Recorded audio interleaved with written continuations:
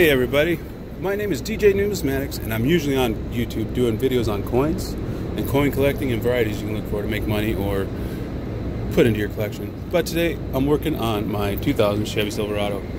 I watched a few videos from you guys on YouTube here, how to make and test for vacuum leaks on your vehicles. I've watched one where they take a wire, run it around a wick, dip it in some baby oil, and hook a compressor to it and blow through your vehicle. I've watched a guy puff on a cigar and just blow into his, as you can see over there, I already got it hooked up, brake master cylinder vacuum line, and a few other things where you take a soldering iron, poke a hole through the top of a pickle jar, and then run a hose in and out. Kind of the same concept. And I think I came up with one more way to do it, just a little bit cheaper. I guess not quite as cheap as just puffing on a cigarette, but probably a little bit better on your health. So what I did is I took a Powerade or Gatorade, whatever kind of bottle like that, whatever you prefer. Took the lid, poked a couple holes in it, and when I say poke a couple holes, I got a reference here. I took and poked 2 holes in it like this with this, and then I just kind of wallered them out a little bit so they're a little bit bigger. Pull this off. You see I took and made a circle on the inside of this one because I used, let's see if I got a handy here, for my inlet, a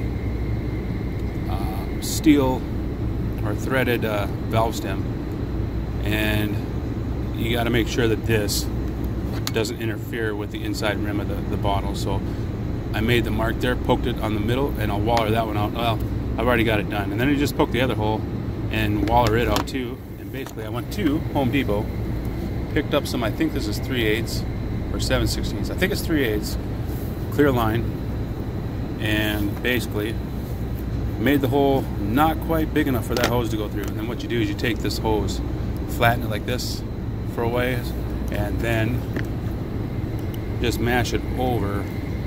Usually it works good if you have a pliers, take a pliers and mash it over.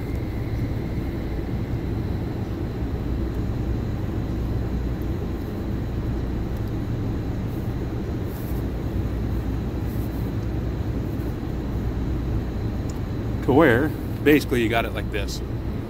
Then you poke it through your hole in the top of your thing, and it'll stay crimped, and it'll stay crimped all the way to however far you want it in there. And then once you get it in there, you take a screwdriver and you stick it in the end that's crimped over, spread it back out, and it makes an airtight seal. So you probably asking me, well, what makes this smoke? Well, I'm not a big fan of smoking cigars, but I tell you what, it sure worked good for this. Basically all you got to do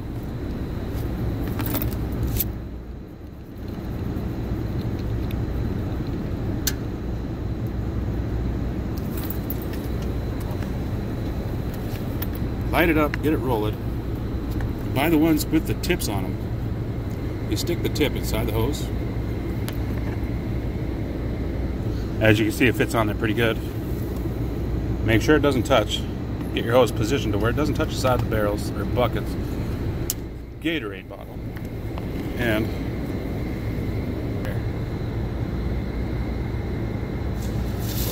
then once you get that all situated, you hook your air line to it, flip the switch on your little compressor here, and as you can see,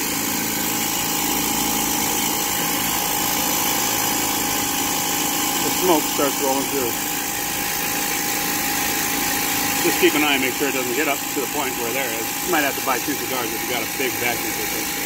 But as you can see,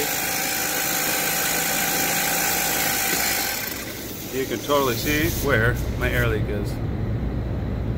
I was hoping it was somewhere else, but it's my intake. Not just one side, but let's see if I can get that. There it is. Looking like both sides.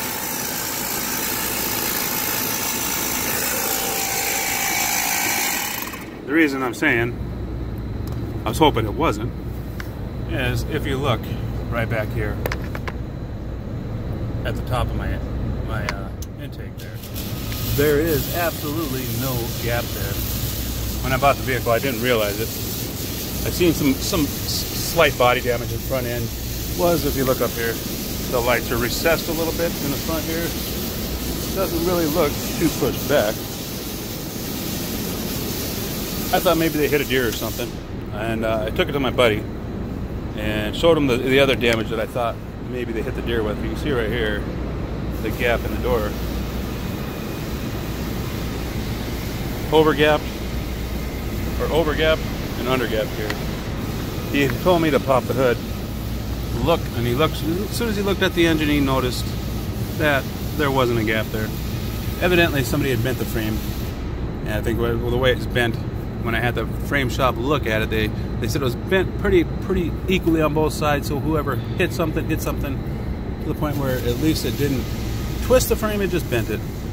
So it's February right now, I think it's the 18th today, and I got it scheduled for March 16th to go in to get the frame straightened. So I'm hoping those intake gaskets can make it until then. But if you wanted a really easy way to test your easy and cheap way to test your vacuum lines or vacuum system for leaks, this is probably the cheapest I've found so far, other than just puffing on the cigar.